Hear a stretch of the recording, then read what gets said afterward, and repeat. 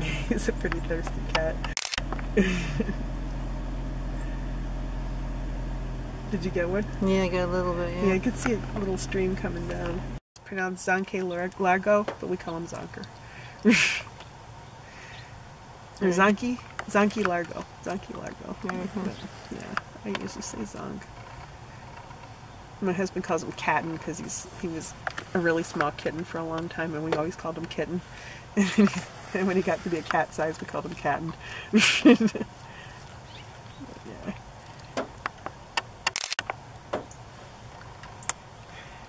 Are you videotaping or just taking a picture? Both I do, yeah. Okay, I'll shut up for That's a minute. okay, no, I'll be taking off the sound. I'll just show him doing it. Or put some music, maybe. He's doing it again. There it goes, so cute. Sweetie. I just like how his face looks. The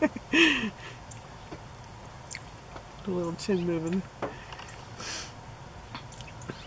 Yeah, I'm going to make a mention it's in Dimock. He's drinking rainwater.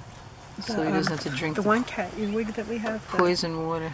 The one that was the kitten of the feral Maine Coon cat.